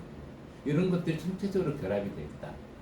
이런 것들을 제가 오늘 말씀드리고 싶은 것들이에요. 그래서 한 30분 딱 됐어요. 시작한 지 30분 딱 됐고 사실 오늘 그 얘기도 좀 하고 싶었습니다. 산업재해보상법하고 산업안전보건법하고 중대재해처벌법이 어떻게 다른가 차이가 뭔지 잘 모르겠어요. 이것도 산재 관계된 것 같고 저것도 산재된 것 같고 중대재해처벌법도 그런 것 같은데 그 차이가 어떤 것들이 있을까 그 얘기를 조금 드리려고 했는데 마치고 나서 시간 되면 제가 조금 더 넣을게요. 일단 패스를 하고 제가 텍스트를 준비해 놓은 것을 조금 읽겠습니다. 지금까지 우리는 산업재해가 사실 발생의 원인이 개별 자본가들의 인성의 문제나 아니면 뭐 그들의 습성 이런 게 아니라 자본주의 체제 시스템 자체에서 오는 것이라고 얘기를 했습니다. 구체적으로 뭐 어떤 추락 사고, 어떤 질식 사고, 아니면 유해 물질에 노출된 사고가 원인이 뭔가를 구체적으로 파내는 것보다 더 중요한 것은 무엇이냐면 기본적으로 우리가 그런 원인을 알고 알았다 하더라도 우리는 역대적으로 쭉 봤을 때 경험상 자본가 기업들이 스스로 그런 것들을 생산 설비를 개선하고 다시는 안 생기도록 조치를 한 적을 본 적이 없습니다. 왜? 악덕 살인 기업이 계속 악덕 살인 기업으로 남는 이유는 아무것도 수정을 하고 있지 않다는 얘기거든요. 네. 그렇다면 그러한 방법으로는 해결할 수 없다. 현재 자본주의 사회에서의 산업재해 근본적인 근절의 문제는 해결할 수 없다. 그리고 또 한 가지 인간이 노동으로서 생계를 유지하는 한 어떠한 시대가 오더라도 산업재해가 없어질 수는 없다. 재해라는 게 없어질 수는 없다. 그렇지만 최소화시킬 수 있는 방법이 있는 것이고 특히나 지금처럼 산업재해가 빈발하고 수많은 노동자가 죽어감에도 불구하고 잘 해결이 안 되는 것은 자본주의 체제의 가장 큰 문제이다. 왜냐하면 이들은 기본적인 시스템이 인간의 가치보다는 기계 가치가 더 높고 돈의 가치가 더 높기 때문에 인간의 가치를 더 낮게 평가를 하기 때문에 산재를 줄일 마음을 전혀 가지고 있지 않다. 이윤 증대가 목적이다. 그것들을 일단 알아야 될 것 같아요. 그래서 그렇다면 우리가 일상에서 매일매일 발생하는 오늘도 6.7명의 노동자가 사망을 했습니다. 어제도 6.7명의 노동자가 사망을 했어요. 그 눈치를 내면 매일 7명 정도가 사망을 하고 1년에 10만 명의 노동자가 부상을 입습니다. 저는 은폐된 건까지 보면 40만 명 정도 저는 추정을 합니다. 이 문제를 그러면 방치할 거냐? 자본주의가 없으니까 그건 아니다. 노동자들의 산업재해가 발생했을 때 활동가들이 그 현장에 가서 결합하고 함께하고 그것이 어쨌든 살아남은 자들에게는 원인이 노동자의 잘못이 아니라는 것을 밝혀내는 게 굉장히 중요합니다. 보상의 문제구나. 이것들을 밝혀내기 위해서 함께하는 것들 이런 게 굉장히 소중하다. 그리고 두 번째로는 사회변혁 현장 실천, 사회변혁을 꿈꾸는 노동전선의 활동가들이라면 누군가가 사망을 하고 산업재해가 나타났을 때 어떻게 불상이 안 됐어 그래서 동정심에 아니면 다른 마음으로 연대를 하는 것들이 아니라 근본적으로 이 구조들을 없애기 위한 기본적인 활동들 자본주의를 변혁시키는 바꿔내는 것 길게 가서는 없애는 것 그리고 새로운 사회체제 경제체제를 도입하는데 열심히 매달려야 돼. 이것이 또 더 큰 희생을 막는 방법 중에 하나이다 라고 저는 생각을 합니다. 여기까지가 제가 오늘 준비를 한 거예요. 한 거고 이 텍스트는 제가 조금 더 보완해가지고 해당해 보이도록 하겠습니다. 혹시 궁금하신 게 있으시면 질문을 하시면 됩니다. 네.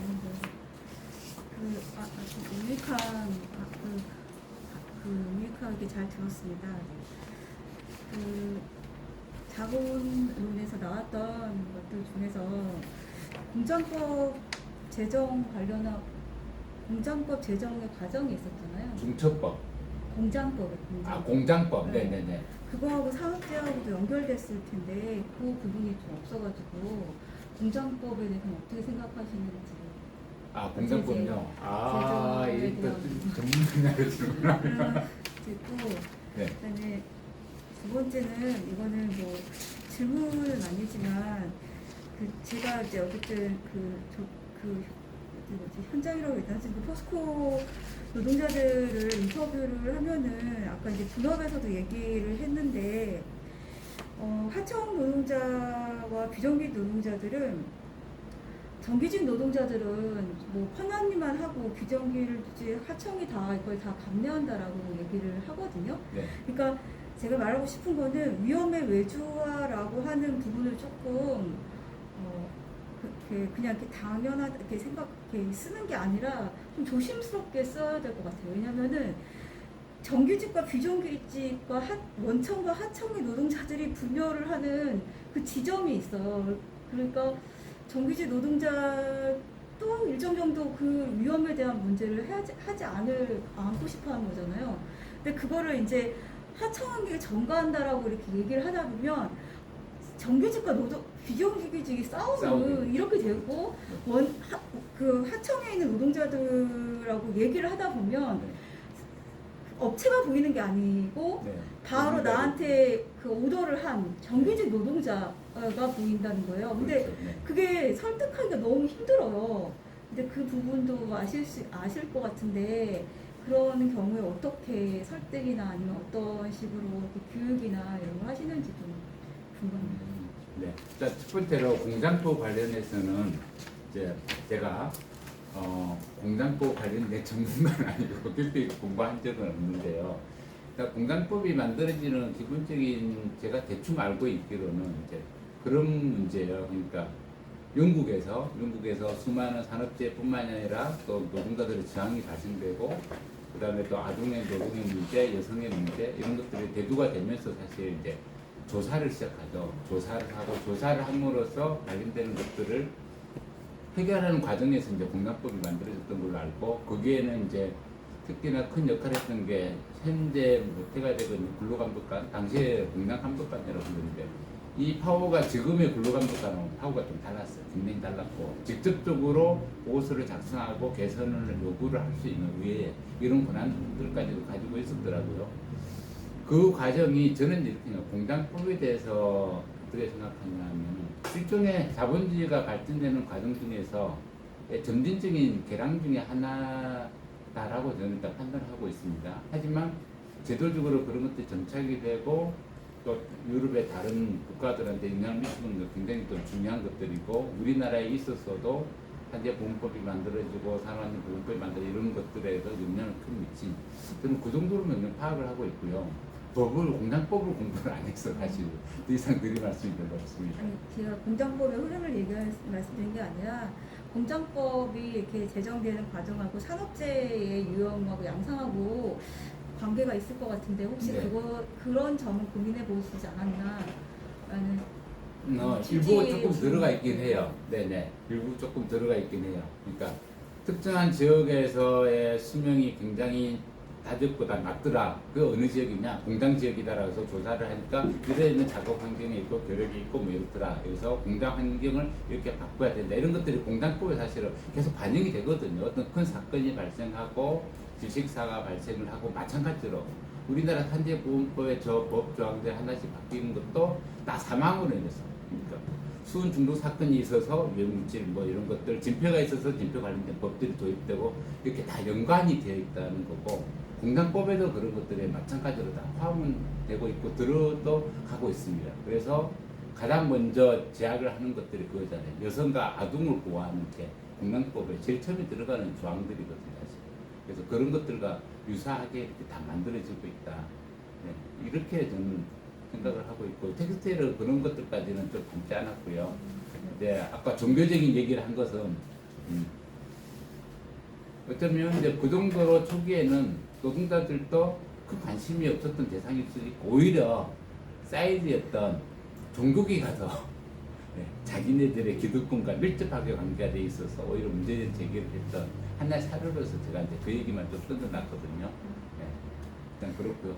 하청 노동자와 원청 노동자들의 모습, 저는 이게 진짜 어려운 것 같아요. 아까 본업하고 협업 얘기하면서 노동자를 통제하는 게 옛날에는 자본가가 직접 통제를 했는데 지금은 팀을 단위로 해서 노동자를 이용해서 노동자를 통제하는 구조가 되어 있으니까 어떻게 얘기를 하냐면 사장이 임원들한테 A 이런 식으로 지시를 내리죠. 임원들이 이제 중간 관리자한테 지시를 내리잖아요. 그러면 실제로 실행은 누가 하느냐면 팀장급들이 해요. 팀장급들이 이건 이렇게 하고 이렇게 하고 이렇게 하고 이렇게 하라고 하면 그 지시를 받는 노동자들은 팀장을 1차적으로 나와 대면하는 사람이기 때문에 팀장한테 그 불만이 가는 거죠. 그리고 이 팀장의 관리하에 있던 수많은 하청업체들 그런데 하청업체에서 현장에서 일을 할 때는 하청업체 사업주와 교류를 하지 않고 하청업체 팀장끼리 또 교류를 해요. 그래서 업무 작업이 들어가요. 그러면 하청업체 팀장을 통해서 이 업무 지시나 내용들이 또 전달이 이루어지고 있고 하청 노동자들은 원청애들이 지들이 하실 때도 우리한테 시키느라고 이렇게 되는 거고 결국 뭐냐면 실제로 대면하는 사람들과의 적대감이 발생하는 거예요. 이 문제를 어떻게 해결해야 될까요? 저도 잘 모르겠어요, 사실은. 제가 살고 있는 직장에서도 발생하는 문제이고, 저희도 비정규직이 있는데, 저는 사장이 이런 식으로 했으라고 얘기를 하지만, 많은 사람들은 그걸 믿지 않거든요. 사장이 이렇게 하는 거야 라고 하지만, 그렇게 믿지 않고, 그것을 직접 말로 꺼낸 사람이 시켰다 생각합니다. 이런 경향들이 굉장히 강해서,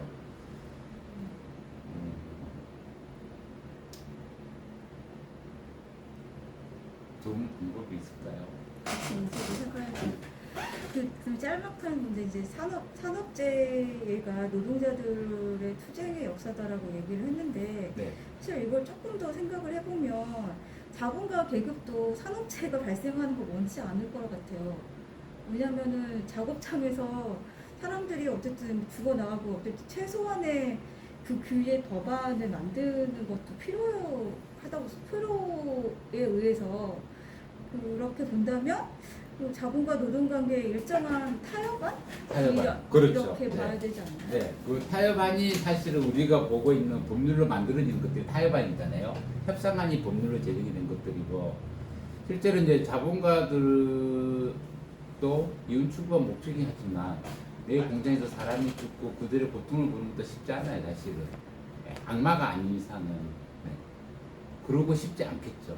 문제는 뭐냐면 자본주의 체제 시스템에서 이 자본가가 살아남기 위해서 다른 자본가와 경쟁을 해야 되는데, 경쟁을 했을 때 내가 산업재해를 막기 위해서 더욱나 많은 비용을 지출했을 때와 다른 자본가는 그렇게 비용을 지출 안 했을 때 내가 경쟁에 밀릴 확률이 굉장히 높다는 겁니다. 그렇기 때문에 타인과 유사한 형태의 비용 투자만 하는 거죠. 그 정도 선에서 되는 거고, 국가 전체에서 자본가를 대표하는 국가 전체의 입장에서 본다면 산업재해가 계속 발생을 하고 노동자들이 사망을 하고 죽어가면 노동자 조직들이 저항을 하게 되잖아요. 국가에 대해서 저항을 하는데, 이 저항의 컨트롤을 하기가 어렵잖아요. 어려운 시기가 된 적도 있었고 유럽에서는. 그래서 혁명이 발발하기도 했고, 그 시기에 그것을 컨트롤하기 위해서 자본가 계급과의 일정한 타협을 제시하는 거죠. 그래 좋다 하면 최소한 노동시간을 이 정도로 줄이자. 최소한 임금을 이 정도로 해야만 그래도 사람처럼 살지 않겠느냐. 최소한 이 정도로 해야 괜히 길 가다가 죽는 일은 없지 않겠냐, 일하다가. 네. 최소 이 정도는 해야지. 또 숙련된 노동자들이 계속 일하다가 계속 죽어버리면 일은 언제 배워서 생산력을 높일 거냐. 이 정도는 보호를 해야만 되는 거다 라는 타협점이 생긴다고 저는 보고요. 네. 그 타협점의 산물이 사실은 저는 거부의 형태로 나타난다고 보고 있습니다. 그래서 자본가들도 일정한 틀을 원하죠. 그리고 자본가들도 어떤 부분에 있냐면 산업재해가 발생해서 보상의 문제가 들어가게 되면 노동자들이 국가가 개입하지 않는 상태에서는 사업주를 상대로 해서 직접 보상을 청구를 할 수 있는 방법밖에 없는데, 그렇게 되면 사업주가 1년 내내 법원에 소송만 하러 다녀야 돼요. 문제가 발생해요. 이런 비용을 줄여주는 방법이기도 합니다. 이 법들을 만드는 것들이. 그 방법 중에 하나로 만들어진 것들이 산업재해 보상보험법은 그게 목적인 법이거든요. 그러니까 노동자들이 개인의 피해 보상을 법원을 통해서 해결하지 않고 국가가 직접 해결함으로써 신속하게 정리되는 방법 하나. 또 한 가지는 자본가들이 송사에 휘말려서 사업하지 못하는 시간을 없애주기 위한 방법 하나. 이 두 가지가 사실 일치해서 만들어졌다고 보면 될 것 같아요. 그래서 저는 그런 것들은 타협의 과정이라고 보고 있습니다. 그래서 노동자들의 힘이 세졌을 때 법이 훨씬 더 많이 바뀌는 것이고, 또 약해졌을 때는 또 거꾸로 후퇴를 하는 것이고, 그래서 제가 얘기하는 게 모든 법은 다 노동자들 투쟁의 모습이 그대로 담겨져 있는 것들. 진보하느냐 퇴보하느냐의 모습도 노자 간의 세력 관계, 힘의 관계에서 결정되는 게 아닌가, 이렇게 보고 있습니다.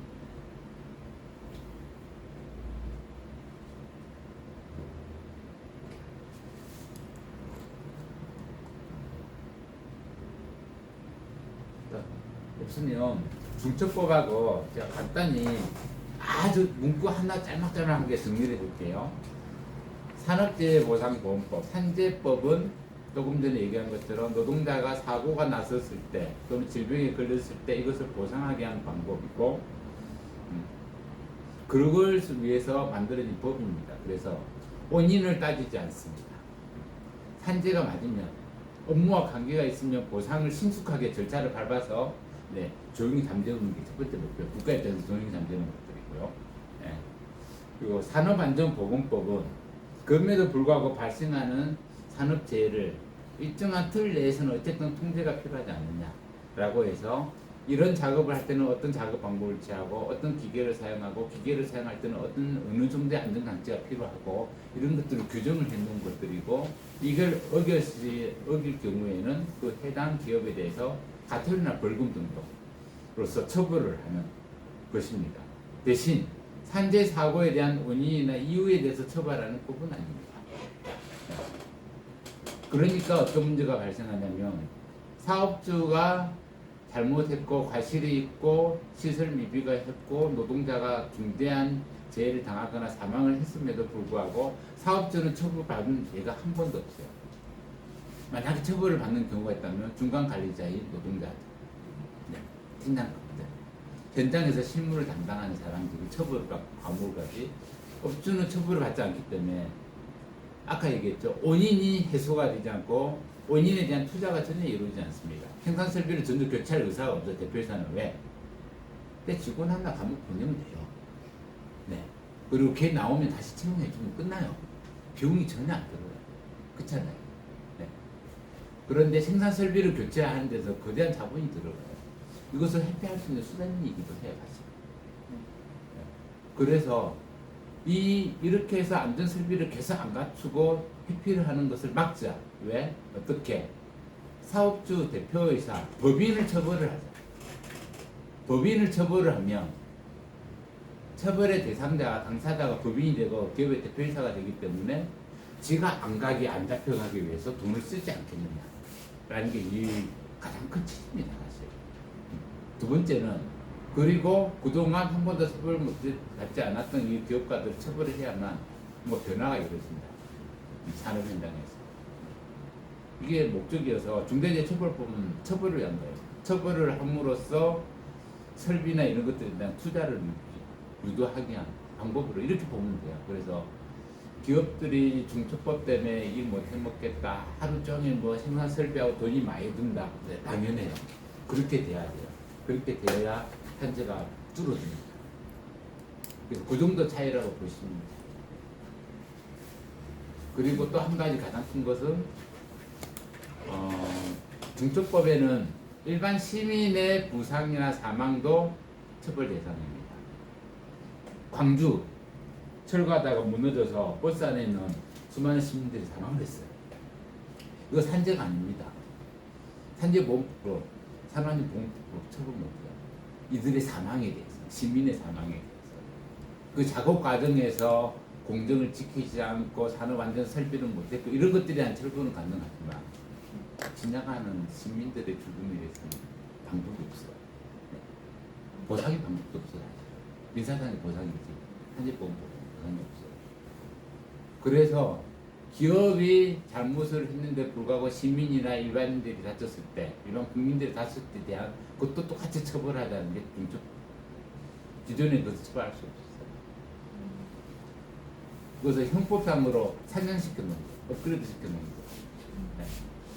그러면 이게 중대재해처벌법에 이게 대안이 된다면 만약에 공단 지역에서 폭발 사고 나면은 해서 그 지역 주민들도 그 연결을 받잖아요. 그렇죠. 그 지역 주민들 그 피해까지를 그 기업한테 책임을 물을 수 있다는 얘기예요. 있다는 거죠. 기존에는 못 물었어요. 민사상 토넷만 그냥 해줬을 뿐이에요. 불사에 노출되거나 이런 것들. 네. 그럼 자연스럽게 산재 보상이라는 이런 건 없는 산재하고는 이제 좀 네, 개념이 다르죠. 네, 네. 보상이라는 자체가 그러면 없고 그렇죠. 보상은 이제 기업주가 어차피 본래 가져야 되는 민법상 그 보상 문제를 계속 가져가는 거예요. 네, 거기서 가져가는 거고 처벌이 강화되는 거예요. 기존에 거의 처벌에서 빠지는 거예요. 책임에서. 그래서 훨씬 더 커요. 더 세고. 그래서 일종의 이렇게 보면 돼요. 각종 재난재해, 특히 기업에 의한 재해에 대해서 형법상의 특별법이다 정도로 보는 겁니다. 그럼 이제 처벌은 강화되되 그거를 뭔가를 다시 시정해야 되는 어떤 그런 거가 처벌에 같이 속하는 건가요? 같이 들어가 있죠. 같이. 네, 들어가 있죠. 그리고 그런 사고가 났을 때는 반드시 그 대책의 원인을 파악해서 대책을 수립하고 거기에 대해서 예산을 투입을 하고 집행을 해야 되고 집행을 안 하면 거기에 대한 처벌이 또 있어요. 네, 그렇게 만들어져 있어요. 근데 문제는 올해 중처법 1호가 어디죠? 3표잖아요. 사고로 인한 중대재해처벌법 입건 업체 1호가 3표고 2호가 경남 김해와 창원에 있는 그 세척제 아시죠? 유해물질. 네. 독성 간염을 유발하거나 또는 신경계에 작용을 해가지고 할 수 있는 그 업체 이름이 대응 RNT하고 몇 개가 있어요. 정신산업인가? 건강산업인가 하고 네. 그쪽이 유해물질 누출로 인한 첫 번째 중대재해 입건 업체. 네. 근데 문제는 이 첫 번째 3표는 지금도 뭐 진행되고 있는 것 같아요. 아직 마무리가 안 된 것 같고요. 유해물질 여기에서는 어떤 문제가 발생했냐면 민노총에서 이제 굉장히 중요하게 여기고 있는데 이 물질을 만들어가지고 유통을 하는 업체가 있고, 네. 이걸 가져가서 쓰는 업체가 있어요. 노동자들은 쓰는 업체에서 다 노출이 돼가지고 다 병원에 입원해서 네, 치료를 다 했죠. 그런데 현재 구속된 것은 유통을 한 업체만 현재 구속이 돼 있고, 쓰도록 한 이 업체 사업주는 아직 안 돼 있어. 아직 처벌이 논란이 있어. 네. 어떻게 해야 되냐면 법상으로 법원에서 그렇고 그런 것 같아요. 그래서 이 문제가 아직도 남아 있다. 네. 왜냐면 찍어준 거 난 모르고 썼다 얘기. 그 중대재해법 처벌을 피하기 위해서 대기업들이 쓰는 게 지주회사제 하는 거 맞죠? 지주회사제는 아니고요. 포스코나 이런 데에서는 원래 그 포스코가 있는데 지주회사를 해가지고 나머지 포항하고 방향을 자회사로 다 묶었거든요. 그러니까 그 만약에 그러니까 중대재해처벌법에 영향을 받으면 그 자회사만 영향을 받는 거지 지주회사. 네네. 그런 편법도 쓰는 그거는 것도 있는 것 같긴 한데 제가 보기에는 처법을 피하기 위해서 그런 편법을 쓴다면 이제 진짜 감옥 가기 싫어하는 이제 네, 대기업 총수일 것 같은데 일반적으로 지금 어떤 방법을 많이 쓰냐면 중처법이 약간 두리뭉실합니다. 네. 약간 두리뭉실해서 누군가가 이 대응할 수 있는 체계를 갖추고 총 관리하는 사람이 있고 전담자가 있으면 그 전담자가 이제 처벌을 받아요. 그래서 지정을 해놓으면 법인이. 근데 법인이 그 지정을 대표이사한테 할 수도 있고 다른 이사한테 지정할 수도 있어요. 할 수도 있어요. 그래서 포스코처럼 여러 큰 공장이 한 10개가 있는데 공장마다 사고가 나면 모든 그에 대한 처벌의 핵심이 중앙본사로 집중이 되잖아요. 그래서 그걸 막기 위해서 분사화 시켜가지고 각 공장별로 산업안전 책임자들을 한 명씩 이사급이나 이렇게 그렇게 나누는 경우가 있어요. 네. 그런 형태를 요즘 많이 취하고 있어요. 그것을 CPO인가 뭔가 뭐 어떤 특별한 보건안전 뭐 이사인가 이렇게 정해가지고 이사를 전담자로 만든 거예요. 대표이사급으로 해가지고 이사급으로 해서 이렇게 하는 경우 피할 수 있다. 대표이사는 피할 수 있다. 대벌승수는. 그래서 그런 작업이 좀 진행되고 있는 것 같긴 해요. 네. 그러니까 그런 것의 일환일 수도 있어요. 그런 것들이. 마지막 제가 계속 질문해서 죄송한데 이거는 또 토론할 건데 어쨌든 지금 현재 산업재해에 대한 대안으로 중대재해처벌법을 강화시키고 영국의 살인법을 도입하자고 해서 그 부분을 입법화하는 거잖아요. 그리고 마지막에 어쨌든 우리는 이제 좌파 사회주의자, 좌파의 활동가의 역할을 강조하셨는데 산업재해 관련해서는 우리가 어떤 투쟁이나 요구사안을 얘기를 해야 되는지 혹시 그거를 생각해 보신 적이 있으신가요? 왜냐면은 산업재해 관련해서 좌파 조직의 활동이나 이런 것도 제가 좀 잘 찾아보지 못해서 그런지 모르겠지만 잘 보이지 않거든요. 그러니까 산업재해가 되게 심각하게 일어남에도 불구하고 한국의 좌파 조직에서는 이 운동에 대한 어떤 구심점? 그러니까 계속 개혁주의자들의 김용균법도 그렇고 개혁주의자들의 어떤 그거에 되게 따라가고 추수하고 약간 그런 느낌이지 뭔가를 이렇게 만들어내는 어떤 그런 흐름들은 잘 안 보여서 혹시 뭐 계획하신 부분이나 아니면은 이러이러한 것들 아이디어가 있다 이런 거 있으신가요? 굉장히 제 주관적인 제 생각인데요. 제 생각인데 일종의 망상일 수도 있어요. 좌파 활동가들이 현실에서 발생하는 다양한 산재 사건이나 이런 것들에 대해서 결합하는 데 대해서 눈에 잘 안 띄는 잘 안 보이는 것 같다는 가장 큰 것들 그것뿐만 아니라 각종 투쟁 행동에서도 그렇게 썩 많이 보이지 않아요. 그죠? 전반적으로 보이지 않는데 저는 이게 이런 생각이 그 원인이 좌파 활동가들이 관심이 없거나 산업재해에 아니면 노동자들 투쟁에 관심이 덜하거나 이런 문제가 아니고 저는 한편은 어떤 생각을 하냐면 너무 우리가 자본주의 폐지를 하기 위해서 기다리고 그것만 몰두하는 게 아닌가 라는 결과론적으로 우리가 자본주의를 변경시키고 없애기 위한 투쟁만 너무 집중하고 그것을 너무 눈앞에 두고 있는 게 아닌가. 그냥 바꿔서 얘기하면 그렇게 보거든요. 자본주의를 폐지하고 없애고 변형해 나가는 과정이 사실은 하루아침에 자본주의를 없애자고 매일 싸운다 해서 되는 게 아니고 현실에서 발생하는 다양한 노동자들의 투쟁, 뭐 산재든 어쨌든 다양한 모습의 투쟁에 결합을 하고 그 싸움을 하나씩 승리해가고 만들어가면서 저는 쌓이는 하나의 에너지가 결국은 이것을 바꿔낼 수 있다는 생각이 좀 들거든요. 그런데 가끔씩 어떤 거냐면 계량주의자들이 붙거나 우파들이 붙거나 어쨌든 그런 싸움에 붙으면 그들이 내는 안들이 사실은 뭐 아까 얘기한 저 타협안들이 주로 많잖아요. 사실 받아들여질 만한 타협안들을 던지는데 좌파들이 그런 게 싫어서 결합하지 않는 일부러 좀 저는 그런 모습도 있는 것 같은데 그럴 필요가 저는 없다고 봐요. 예. 지금의 현실 싸움에서 노다간의 관계에서 노동자들의 힘이 좀 더 약했을 때는 자본가들의 대결에서 가지고 있는 협상안도 좀 더 밀리는 거고 우리가 힘이 셌을 때는 좀 더 강한 거고 근데 문제는 이러한 협상안이 1단계든 2단계든 3단계든 간에 우리 끊임없이 결합해서 싸워줘야만 자꾸 올라간다. 계단이 하나씩 더 올라간다. 저는 이런 생각을 가집니다. 그래서 무슨 망고 제 생각인데 예, 그렇습니다. 그래서 저는 그런 데서 현실에서 적극적으로 좀 결합을 하자. A라는 어떤 싸움이 있어서 가보니까 이 싸움은 어떤 산재 사고가 있어요. 그래서 가서 보니까 유족들을 얘기 들어보니까 근무진 고임보다는 보상금 좀 잘 받고 사업주인데 사과금도 받으면 좀 어떻게 하면 그하고 남는 가족들 좀 할 수 있도록 하는 정도 수준밖에 안 되네. 우리가 결합할 싸움이 아니야. 라고서 손을 떼거나 이럴 필요가 없다는 거죠. 그렇게까지 한다면 제가 우리 사회에서 발생하는 모든 싸움의 투쟁들이 사실 좌파 활동가들이 생각하는 그 자본주의 체제를 바꿔내기 위한 투쟁은 그리 많지는 않아요. 단계적으로 개량적인 투쟁들이고 단계를 밟아나가는 투쟁들인데 제가 우리들이 해야 되는 것은 그렇다 하더라도 당사자들이 요구하는 조건이 낮다 하더라도 수준이 떨어진다 하더라도 또 아니면 우편한 개량주의자들이 붙어서 적당한 타협안을 제시한다 하더라도 그 속에서 우리의 영향력을 키우기 위해서는 적극적으로 결합을 해서 그러한 것들도 딴 얘기에서 같이 노력하고 그 이후의 것들에 계속 지속적으로 영향을 미칠 수 있는 영향력을 확보해 나가는 틀이 저는 중요하다고 생각을 합니다. 네. 싸움이 우리 수준이 안 맞다고 도망가지 말자. 제가 하고 싶은 게 그거예요.